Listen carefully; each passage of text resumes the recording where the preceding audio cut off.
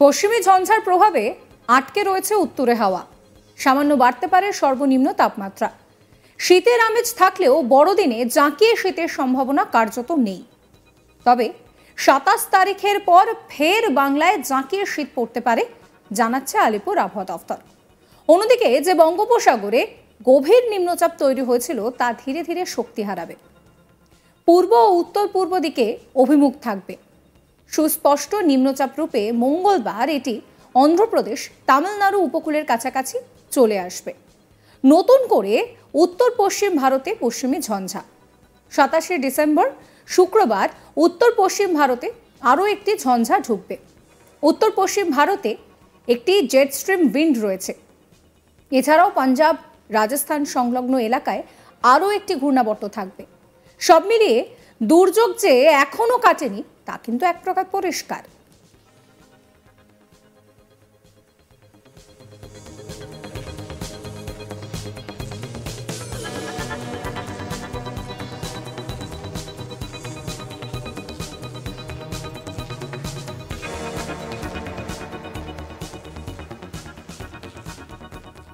আপনাদেরকে শোনাবো আবহাওয়াবিদ সৌরেশ বন্দ্যোপাধ্যায় এ নিয়ে ঠিক কি বলছেন।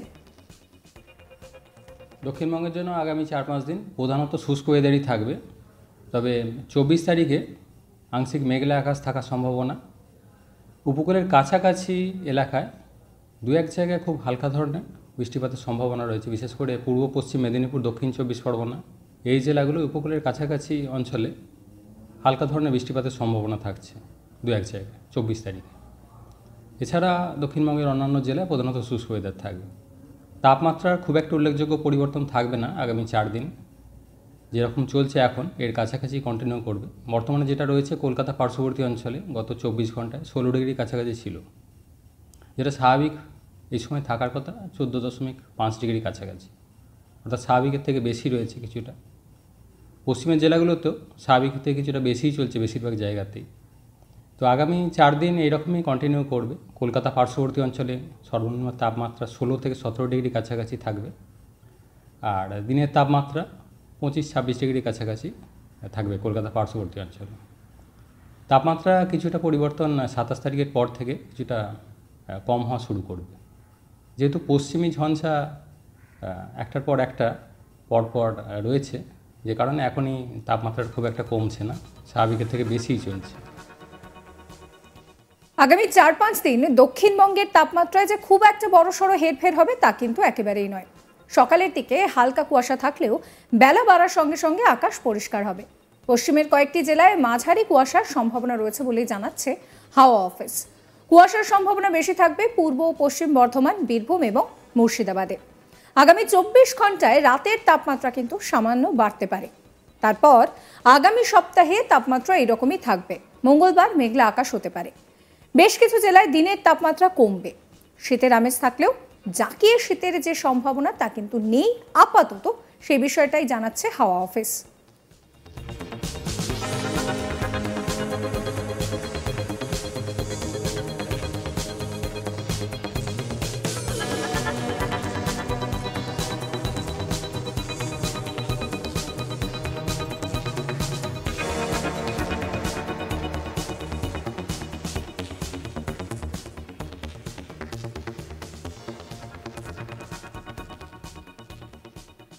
অন্যদিকে উত্তরবঙ্গের ক্ষেত্রেও ঘন কুয়াশার সতর্কবার্তা জারি করছে হাওয়া অফিস। কুয়াশার সম্ভাবনা বেশি দার্জিলিং, জলপাইগুড়ি, কোচবিহারে। দৃশ্যমানতা বেশিরভাগ জায়গায় ২০০ মিটারের নিচে নামবে। দৃশ্যমানতা কোথাও কোথাও ৫০ মিটারেও নেমে যেতে পারে। আগামী ৪ দিন তাপমাত্রার খুব একটা যে বড় পরিবর্তন হবে তা কিন্তু নয়।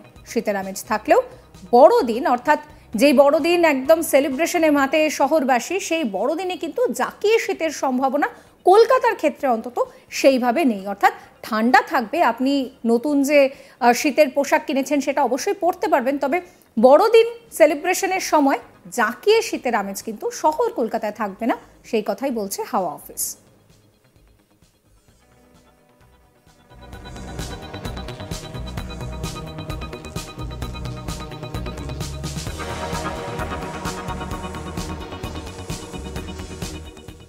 কি বলছেন এই নিয়ে আবহাওয়াবিদ সৌরেশ বন্দ্যোপাধ্যায়, শুনুন। উত্তরবঙ্গের জন্য মেনলি দার্জিলিংয়ের পাহাড়ি এলাকায় দু এক জায়গায় হালকা বৃষ্টির সম্ভাবনা থাকছে 25 তারিখ নাগাদ। উত্তরবঙ্গের অন্যান্য জেলাগুলো প্রধানত শুষ্ক ওয়েদার থাকবে। সকালের দিকে কুয়াশা, ঘন কুয়াশা থাকার সম্ভাবনা রয়েছে মেনলি কোচবিহার, জলপাইগুড়ি, দার্জিলিং, উত্তর দিনাজপুর, মালদা এই জেলাগুলো দু এক জায়গায় আগামী 2 থেকে 3 দিন। অন্যান্য জেলাগুলো মাঝারি বা হালকা ধরনের কুয়াশা থাকার সম্ভাবনা। দক্ষিণবঙ্গের ক্ষেত্রে কুয়াশা মেনলি হালকা ধরনেরই থাকার সম্ভাবনা, কিছুটা বেশি থাকার সম্ভাবনা মাঝারি ধরনের মেনলি পশ্চিম বর্ধমান, বীরভূম, মুর্শিদাবাদ, পূর্ব বর্ধমান এই জেলাগুলো আগামী 2-3 দিন।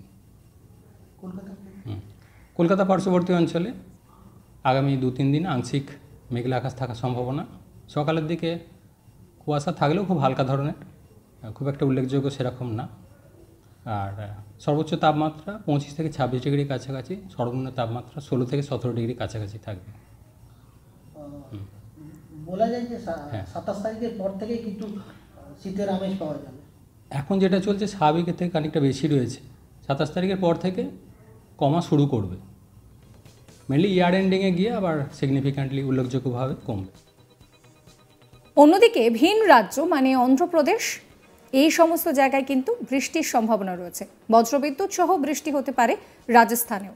ঘন কুয়াশার দাপট রাজধানী দিল্লি, পাঞ্জাব, হরিয়ানা, চণ্ডীগড় এই সমস্ত জায়গাতেও বজায় থাকবে।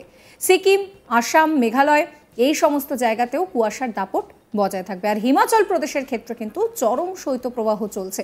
জম্মু কাশ্মীর, লাদাখ এই সমস্ত জায়গায় শৈত্যপ্রবাহ জারি থাকবে বলেই জানাচ্ছে আবহাওয়া দপ্তর।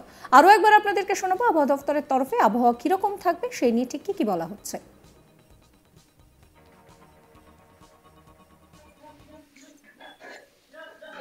দক্ষিণবঙ্গের জন্য আগামী 4-5 দিন প্রধানত শুষ্ক ওয়েদারই থাকবে। তবে 24 তারিখে আংশিক মেঘলা আকাশ থাকার সম্ভাবনা।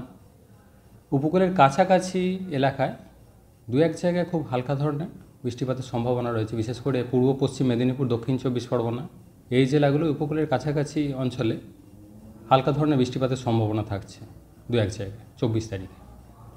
এছাড়া দক্ষিণবঙ্গের অন্যান্য জেলায় প্রধানত শুষ্ক ওয়েদার থাকবে।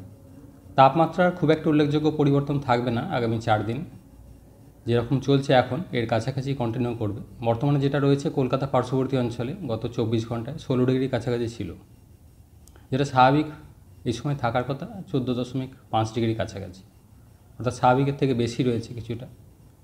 পশ্চিমের জেলাগুলোতেও স্বাভাবিকের থেকে কিছুটা বেশিই চলছে বেশিরভাগ জায়গাতেই। তো আগামী 4 দিন এইরকমই কন্টিনিউ করবে। কলকাতা পার্শ্ববর্তী অঞ্চলে সর্বনিম্ন তাপমাত্রা 16 থেকে 17 ডিগ্রি কাছাকাছি থাকবে, আর দিনের তাপমাত্রা 25-26 ডিগ্রি কাছাকাছি থাকবে কলকাতা পার্শ্ববর্তী অঞ্চলে। সাবস্ক্রাইব করবেন আজ তাক বাংলার ইউটিউব চ্যানেলকে, ফলো করতে ভুলবেন না হোয়াটসঅ্যাপ চ্যানেল।